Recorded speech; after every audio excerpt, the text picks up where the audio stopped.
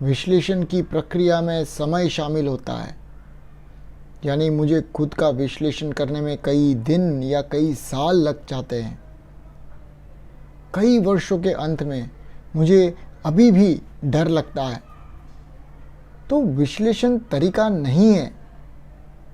विश्लेषण में बहुत समय लगता है, और जब घर जल रहा होता है तो आप बैठकर विश्लेषण नहीं करते हैं या पेशेवर के पास जाते हैं और कहते हैं कृपया मुझे अपने बारे में सब कुछ बताएं। आपको तत्काल कार्य करना होगा, एक्शन लेना होगा।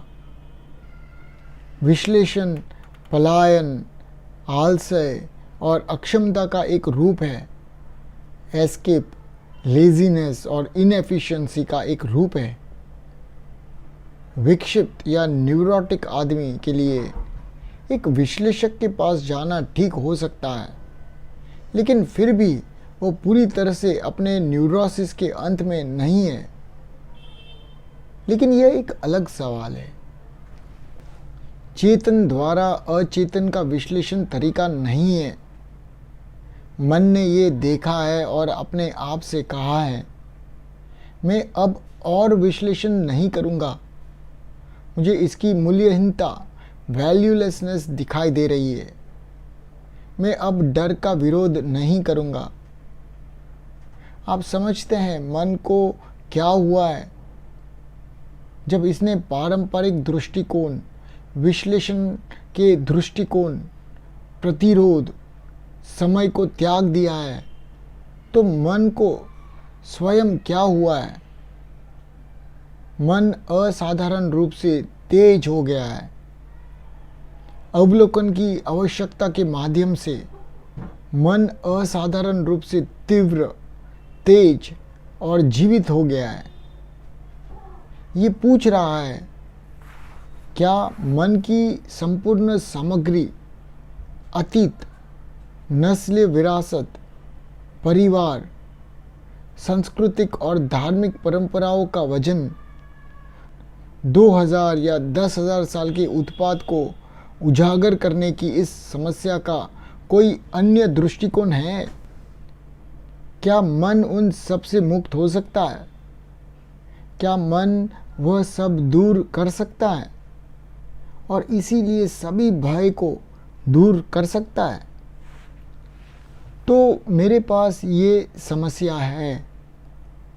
वह समस्या जिसे एक तेज दिमाग, ऐसा दिमाग जिसने हर तरह के विश्लेषण को अलग कर दिया है, विश्लेषण जिसमें समय लगता है, और क्योंकि इसने हर तरह के विश्लेषण को अलग कर दिया है, इसीलिए इसके लिए कोई कल नहीं है, और इसीलिए एक तेज दिमाग को अब समस्या का पूरी तरह से हल करना चाहिए। इसलिए कोई आदर्श नहीं है, कोई सवाल ही नहीं है कि भविष्य में मैं इससे मुक्त हो जाऊंगा। इसीलिए मन अब पूर्ण ध्यान की स्थिति में है। यह अब बच नहीं रहा है।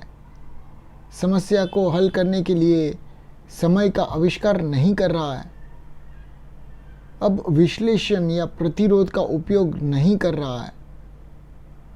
इसीलिए मन में अपने आप में एक बिल्कुल नया गुण है।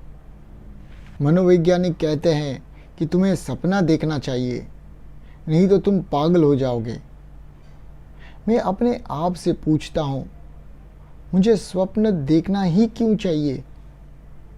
क्या जीने का कोई ऐसा तरीका है जिसमें हम सपना ही न देखें? तब यदि कोई सपना ही न देखे तो वास्तव में मन को विश्राम मिलता है।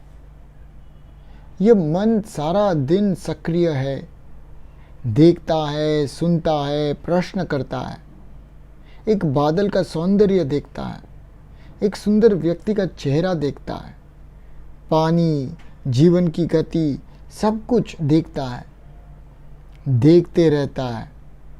और जब वो सो जाता है तो उसे पूरा आराम करना चाहिए, अन्यथा अगली सुबह जगने पर वो थका हुआ होता है। वह अभी भी पुराना होता है। तो हम पूछते हैं कि सपने न देखने का कोई तरीका है ताकि नींद के दौरान मन को पूर्ण आराम मिले और कुछ ऐसे गुण आ सके जो जागने के घंटों के दौरान नहीं आ सकते। ये केवल संभव है और यह एक तथ्य है, कोई अनुमान नहीं, कोई सिद्धांत नहीं, कोई आविष्कार या आशा नहीं है।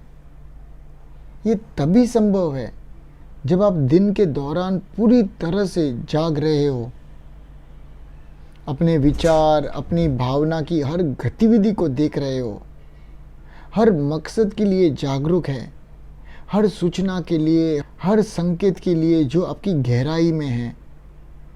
जब आप बकबक करते हैं, जब आप चलते हैं, जब आप किसी को सुनते हैं, जब आप अपनी महत्वाकांक्षाओं को देखते हैं, आपकी ईर्ष्या, आपके राष्ट्रगीत को सुन रहे होते हैं, जब आप एक किताब पढ़ते हैं जो कहती है आपके धार्मिक विश्वास बकवास है, देख रहे हैं, यह देखने के लिए कि विश्वास में क्या निहित है। जागने के समय पूरी तरह जागरूक रहें। जब आप बस में बैठे हो, जब आप अपनी पत्नी से बात कर रहे हो, अपने बच्चों से, अपने दोस्त से बात कर रहे हो, जब आप धूम्रपान कर रहे हो, आप धूम्रपान क्यों कर रहे हो? जब आप एक जासूसी कहानी पढ़ते हैं, क्यों आप इसे पढ़ रहे हो? जब आप सिनेमा देखने जाते हो, क्यों? उत्तेजना के लिए, सेक्स के लिए?